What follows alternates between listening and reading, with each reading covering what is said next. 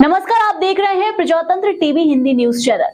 प्रजातंत्र TV Hindi news channel के सभी दर्शकों का बहुत बहुत स्वागत है। मैं हूं आपके साथ अंजलि त्यागी।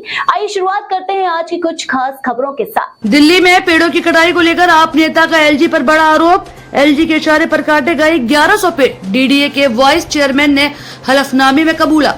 जो पेड़ पहले ही काटे जा चुके थे, डीडीए द्वारा उन पेड़ों को काटे जाने की मांगी जा रही थी अनुमति।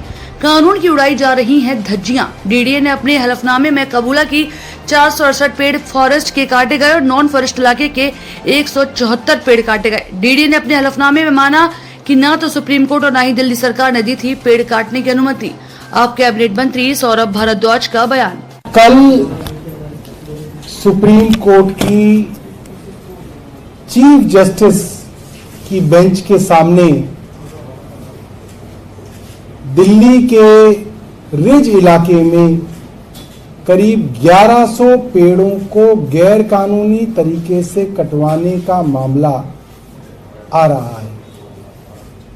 देश के न्यायाधीश इस मामले को सुनेंगे। मेरा मानना यह है कि अगर देश के न्यायाधीश इस डीडीए के वाइस चेयरमैन के हलफनामे को 10 मिनट पढ़ लें तो देश की अदालत के सबसे बड़े जज साहब को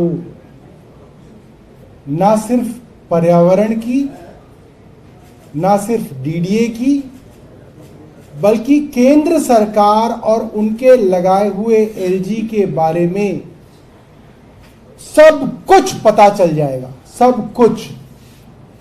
ये मामला ऐसा है जिसके अंदर दिल्ली की चुनी हुई सरकार के साथ क्या किया जा रहा है, दिल्ली के अफसरों के साथ क्या किया जा रहा है और केंद्र सरकार क्या कर रही है, और केंद्र सरकार के लगाए हुए एलजी साहब दिल्ली के साथ और दिल्ली की चुनी हुई सरकार के साथ क्या कर रहे हैं, ये उन्हें 10 मिनट में पता चल जाएगा। अब आप सुनिए डीडीए के वाइस चेयरमैन के हलफनामे में क्या निकलता है। इसके अंदर है, एक तो वो माफी मांगते हैं पहले सुप्रीम कोर्ट से कि हमने सुप्रीम कोर्ट से सच छिपाया। क्यों छिपाया? क्योंकि जो पेड़ गैर कानूनी तरीके से पहले ही काट चुके थे, चोरी पकड़े जाने के बाद सुप्रीम कोर्ट में उनको काटने की परमिशन मांगने गए।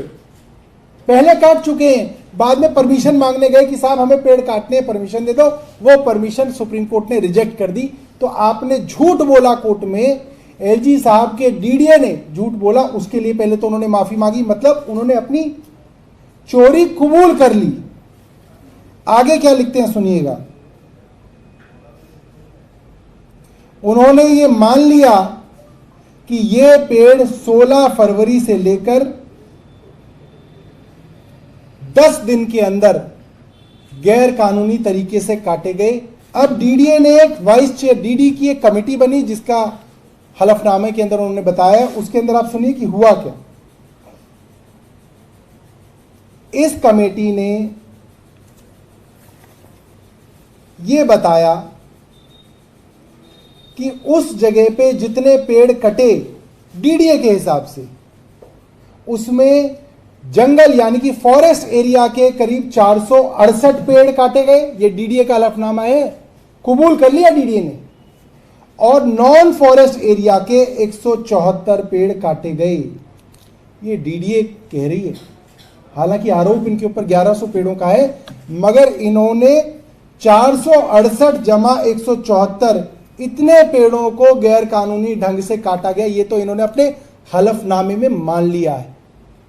इस हलफनामे में यह भी मान लिया गया, जो बार बार झूठ बोला जा रहा था कि दिल्ली सरकार ने इनको पेड़ काटने की परमिशन दी है, इस हलफनामे में यह भी मान लिया गया कि इनको ना तो सुप्रीम कोर्ट ने कोई परमिशन दी है और ना ही इनको दिल्ली सरकार ने पेड़ काटने की कोई परमिशन दी है। इनके पास एक भी पेड़ काटने की परमिशन नहीं थी, ना दिल्ली सरकार की, ना सुप्रीम कोर्ट की। तो फिलहाल के लिए इस खबर में बस इतना ही। देश दुनिया की तमाम खबरों को जानने के लिए देखते रहें प्रजातंत्र टीवी।